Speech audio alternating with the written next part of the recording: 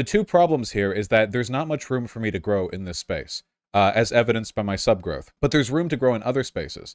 There's, Destiny has made a lot of headway growing into the reactionary, like, drama space. Hassan has made a ton of headway getting into the, like, pseudo-celeb e-boy, like, TikTok guy space. You know what I mean? Like the normie React streamer kind of thing. Adam Something is a massive channel now.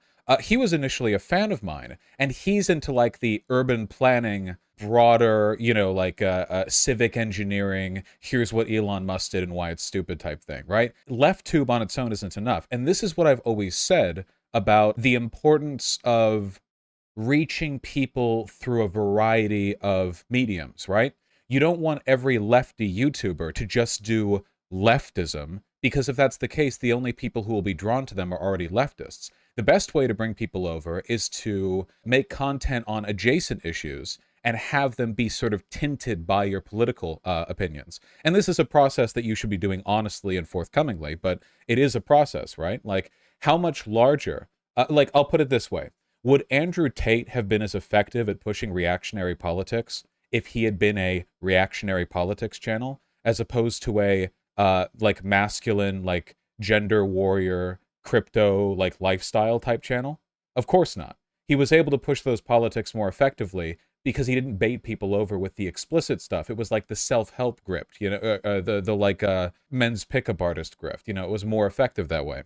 I think I want to expand the boundaries, you know? And I think there's something that I clearly lean into, and I think you can all kind of agree with me, and it's the, like, TikTok irony bro, like, vaguely progressive, mostly here to have a good time, mildly edgy type stuff, you know? There are a lot of, like, aesthetics on TikTok that I see that I feel like are underdeveloped and massive. There are communities out there of people who I think would genuinely enjoy this content that are, like, exponentially larger than BreadTube. Like, I'm talking orders of magnitude, 10, 20, 30 times larger in terms of, like, total audience acquisition, you know. I'm not that good at doing stuff directly outside of YouTube. I like live streaming. I'm not that familiar with TikTok. But I want to make an active effort to try to, sort of move a bit with the times. Especially since the debate bro aesthetic is a little bit, like, cliche and cringe these days. Like, people mostly make fun of it, including me, frankly. Like, when I think of, like, yeah, it's dated, like, destroyed by this and this. Like, even Ben Shapiro has changed the type of content that he does, right? Ben Shapiro used to be all, like, debate, destroy, epically own logic. But now if you take a look at the biggest videos on his channel, what are they? TikTok reacts. And this is effective in bringing in a new audience and a younger audience. And it also leans more into the shift from, I will intellectually dominate you with my big brain, et cetera, to, like, I'm sort of reacting and laughing at these cultural trends. It's more irony poisoned. It's more Zoomer. And I think I gel with it. So I think this will be an effort that I'm going to make, you know? I'll try to, I'll see how I can handle the channel's direction. I just don't want to be one of those guys who sits pretty right now with the money that I make and the audience that I have, like 10 million a month between my two channels, and I get complacent, and then, like, 5 years from now, it's like, oh, well, look at that trend, you know, that trend's dead now, and, you know, eventually, like, you fade off with it, right? You always have to keep an eye on what's meaningful and what's enjoyed. Frankly, I don't think that moving into that space requires any change in the type of content that I provide at all. Just a way in which it's produced and managed. Does that make sense? I don't think I fail in being funny at all. I currently have a default hair center part, which makes me an e-boy by default. I think I'm sufficiently irony poisoned, so, you know, should be easy enough to move into. It won't come at it won't come at the cost of debates or news or anything that I do currently. It's just an effort that I'll make. There was a brief point in time where I did attract a lot of people off TikTok and brought them to my channel, and that was actually really awesome. I gained a lot of subs from that, and a lot of them stuck around and continue to enjoy the content that I produce. You know, this is obviously just a generally good, business move. Yeah, I have almost 200K on TikTok, and I don't even do anything with it. You all fully understand what I'm talking about, correct? A TikTok clip is how I found you. Out of curiosity, if you're watching right now, how many of you heard about me first on TikTok before you came to the channel? I want to be clear, by the way. I'm not specifically talking about TikTok as a platform. I'm more talking about the era of content production, if that makes any sense. So, like, a good example of what I'm talking about would be like Curtis Connor. Who here knows about Curtis Connor? YouTuber, by the way. Massive YouTuber. Exponentially larger than me or any other bread tuber, right?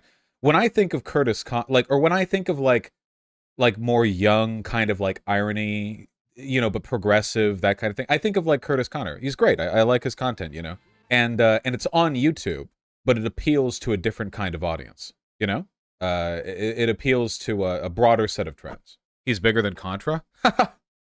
Oh my god, yes. He's far larger than Contra. On YouTube, Curtis Connor has 4 million subs. He put out 3 videos in the past month with 2 and 4 million views, respectively. Yes, LeftTube, BreadTube, these are small ponds. This is what you have to understand. I'm one of the biggest fish in this pond. Can you name a BreadTuber that gets 10 million views a month? I think it might be me. If you take just sub count into account, then you have Contra, Sean, H-Bomb. You've got the biggest fish in this space. But, I mean, Sam Cedar, I don't think of Sam Cedar as BreadTube. LeftTube, man. You understand what I'm talking about, though, right? Hassan? Is Hassan still BreadTube? If he is, then he certainly counts, and he's far, far larger than me. I think of him as part of a different group. But, whatever the case may be, let's not get bogged down with taxonomy, okay? Does everyone understand the point that I'm getting at here? This isn't about changing the way I produce my content or anything like that. It's just about the way in which you try to market and advertise yourself, and the mechanisms that you use to appeal to people. What's the advantage of leaning into TikTok over Twitch? I'm not leaning it. I'm streaming on YouTube. Nothing about what you guys enjoy is changing at all. I enjoy this. I'm not just like a cold-hearted businessman. The reason I exclusively do this type of content is because this is what I like doing. I wouldn't want to change that. It's about which directions you try to pull people from. Is this about the Shorts channel? Nope. I think most people understand what I'm trying to get at here. I heard Facebook Live is the hot new thing. I have no interest in trying to make headway into Facebook. Is this part of the Flying Fortress arc? It's moving Fortress arc. Thank you. And no, it's just a broader and sensible business decision. I think that most people would approach this either unknowingly or quietly, but I have no intention of doing either. I think it's a fairly straightforward thing to do. Vaush is abandoning all boomers to the right. I'm going to assume that when I see people in chat say something dumb, it's because they're making a joke. Otherwise, you guys would be very frustrating. What changes are you actually going to make? I want to try to focus a little bit more on normie content. That is, like, focusing on topics of broader human interest and seeing if I can approach them in a way that's interesting while adding a left bent to it. Lord knows I have opinions on plenty of subjects just outside of, like, explicit political news. I want to see if I can try to do some more outreach. For years now, I have had basically no outreach done to any other content creators because I assume they'll dislike me beforehand. This is probably still the case, but it's good to make an effort, I think. And I think I need to broaden my understanding of the space outside of just Left and BreadTube, which I have a very good understanding of, to other communities, which I have less of a good understanding of. As for the specific types of content that I do and how I present the content that I do, I don't think much of a change needs to be made. I don't think that my content is very boomer, frankly. I don't think that my content is like repellent to young irony-poisoned people. I think that I get along just fine with young irony-poisoned people. I think I have a fine enough sense of humor for it. And in the senses in which I come across as boomer, I think I do so in a self-aware fashion. I think I have a decent understanding of what types of, like, just a little bit too old to be Gen Z attitudes are repellent and which are kind of endearing. You going to be committed to keeping the community as progressive as it is now? Yes. Nothing will change that. I think most people online who know you hate you, how are you going to navigate around that? Get more people to know me. Even if, 9 out of 10 people who hear about me dislike me, the more people know about me, the more 1 out of 10s there are. Of course, MSDXR. Okay, you all understand what I'm talking about. Who do you want to reach out to specifically? Don't worry about it. Look, this isn't about the specifics, okay? This is just, do you understand what I'm getting at? It's good to be ambitious. Guest on Curtis Connor's podcast 1? Right, we'll see. Unlikely. Vaush, you seemed kind of complacent for a while. I'm aware, and I'm trying to correct that. You have to understand, I love what I do. I love you guys, and I make a lot of money doing it. But I want more guys to love. and I want more money, possibly an infinite amount, so we will continue to work. If I have been complacent, I apologize. I want so many guys, and I want so much money.